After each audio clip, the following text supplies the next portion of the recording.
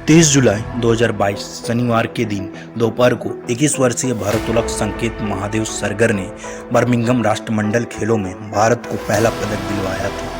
55 kilogram वर्ग में कुल 248 किलोग्राम भारोत्तोलक के साथ संकेत ने सिल्वर मेडल अपने नाम किया था। मलेशिया के मोहम्मद अनीक बिन ने 249 की कुल लिफ्ट के साथ स्वर्ण पदक जीता था। संकेत का सिल्वर मेडल उनके चाय बेचने वाले पिता के लिए किसी गोल्ड से कम नहीं है। पिछले साल पटियाला के नेशनल वेट लिफ्टिंग कैंप में जाने से पहले खुद संकेत भी रोजाना परिवार की मदद के लिए चाय स्टॉल पर चाय बेचने जाया करते थे। भारत का ये नया सिल्वर बॉय महाराष्ट्र के सांगली में स्थित अपने टी स्टॉल पर अक्सर पिता के साथ चाय बेचते दिख जाता था। इसके साथ ही संकेत ट्रेनिंग भी करते और कॉलेज भी जाते। संकेत पर गर्व महसूस कर रहे उनके पिता महादेव सरगर अपने बेटे के जीत का जश्न मनाने के लिए आधे दिन की छुट्टी ली थी। लंबे समय बाद ऐसा पहली बार हुआ है जब संकेत के पिता चाय नहीं बेच रहे थे। उन्होंने कहा कि मैं काम से 1 घंटे की छुट्टी तो ले ही सकता हूँ। संकेत के मेडल ने परिवार को खुशी मनाने का एक बहुत बड़ा कारण दिया है। पिछले ही महीने संकेत की छोटी बहन काजल सरगर चौथे खेलो इंडिया यूथ गेम्स में पहली गोल्ड मेडलिस्ट बनी थी। संकेत के पिता ने काजल का जीता हुआ मेडल अपने टी स्टॉल पर लगाया है और अब वह संकेत का मेडल भी यहीं लगाना चाहते हैं। महादेव कभी नहीं चाहते कि उनका बेटा उनके और उनके पिता की तरह सड़क पर कोई काम करे।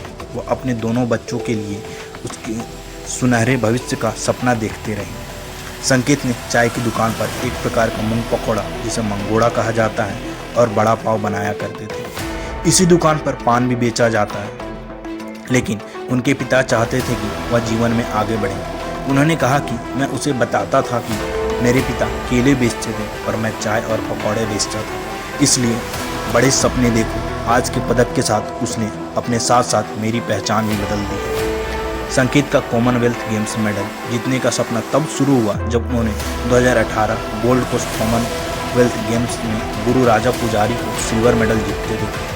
वह इस बारे में बताते हैं कि मुझे वह दिन याद है। मैं चाय की दुकान पर था और मैंने देखा कि गुरु राज भाई कॉमनवेल्थ गेम्स में मेडल जीत रहे हैं।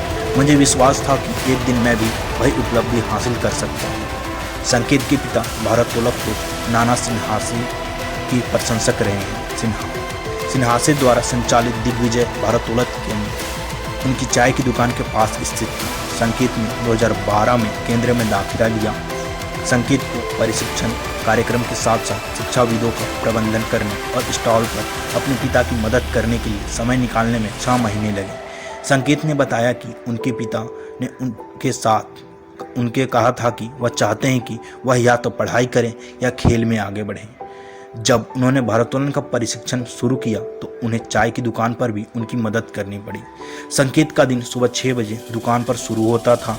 यहीं वह अपने प्रशिक्षण के लिए जाने से पहले दिन के लिए सामान तैयार करते थे। स्कूल के बाद संकेत पान के पत्तों का भी प्रबंधन करते थे।